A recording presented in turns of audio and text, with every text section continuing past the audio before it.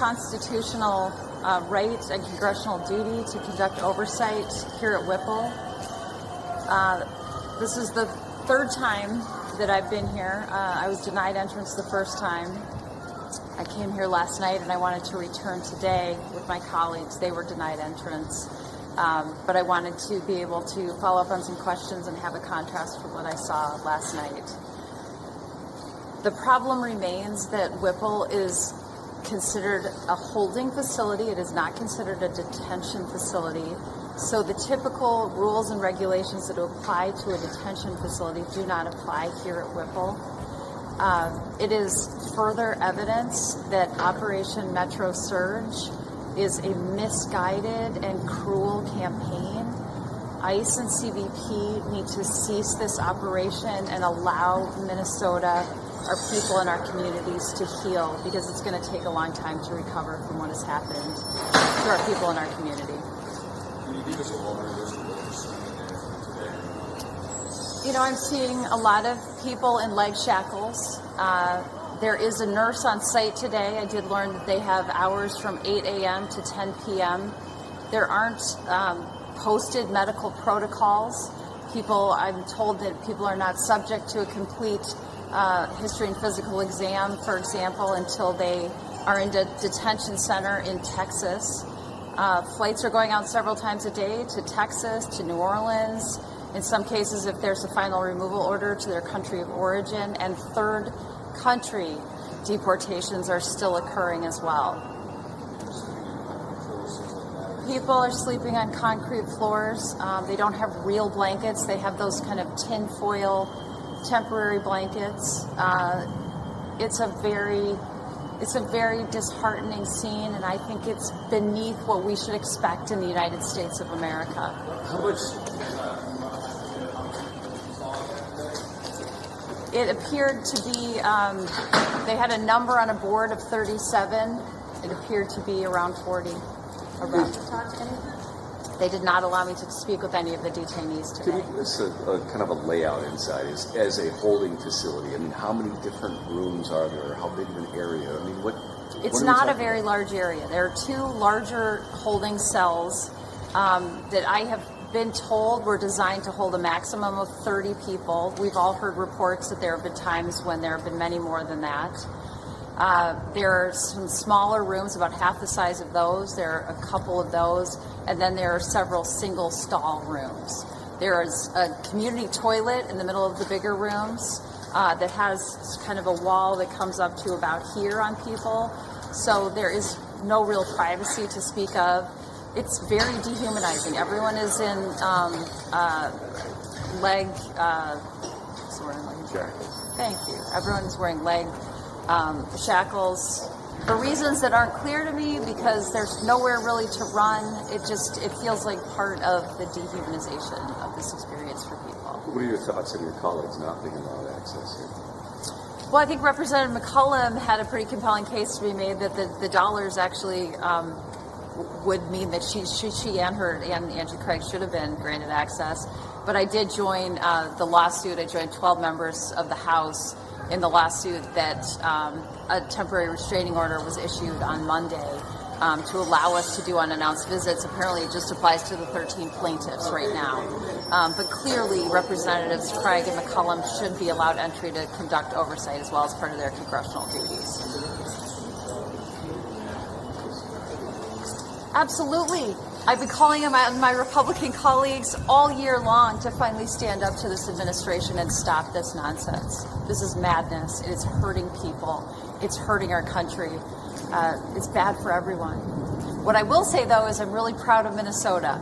Minnesotans have stood up in a very inspiring way. Minnesotans have a deep connectedness, deep civic engagement, and people are standing up for their neighbors and standing together saying this is not the community and the country that we want.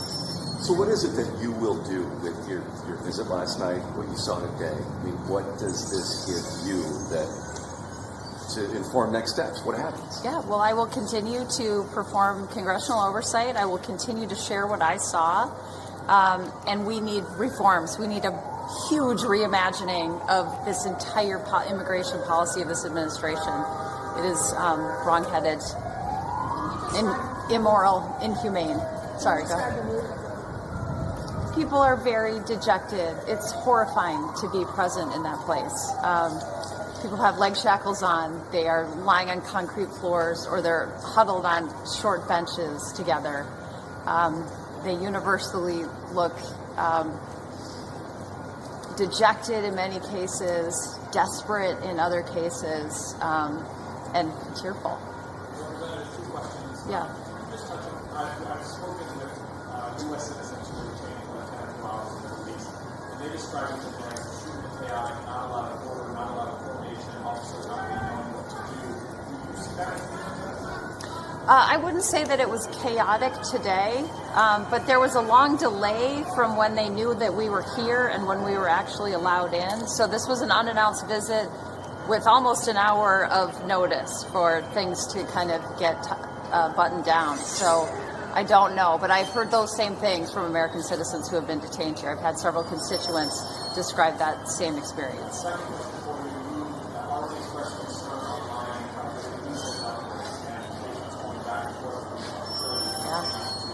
You elaborate more on that for us. Yeah, well, as we all know, there is a big measles outbreak at the Dilley facility in Texas, and we know, and they're downstairs right now, there are 2 people who were brought back from Texas today. I don't know from where, but I did ask, what is the policy, what is the protocol to prevent measles, which is one of the most infectious, contagious infectious diseases that exists. They couldn't answer because, again, this is not a detention facility, so there aren't elaborate medical protocols here. They said that would happen in Texas.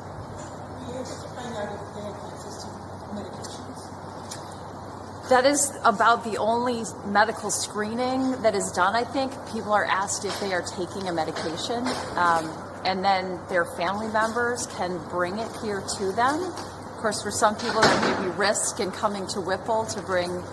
So I'm learning that our office, for example, and other congressional offices can assist families by having our staff or our team bring papers, medications, whatever people may need directly to Whipple.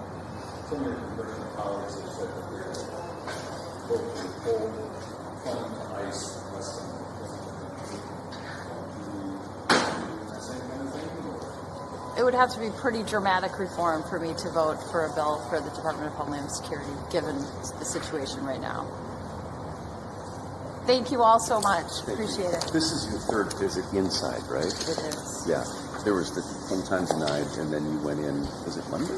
I went in Saturday. Last night, and Anything different from last night to today?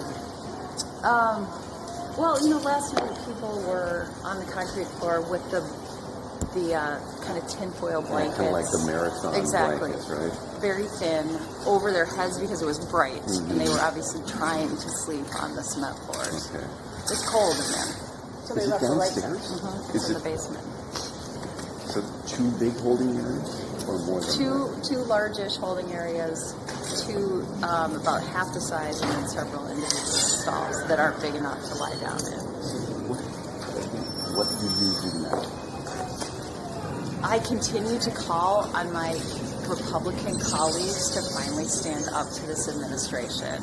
This is hurting Minnesota. It's hurting our economy. It's hurting our children in our schools. It's hurting our hearts and our morality. But there's no concrete action you could take tomorrow to change the conditions in here. Again, Republicans control the House, the Senate, and the White House. They have got to stop this. Okay. Thank you. Yeah, thank you. Thank you.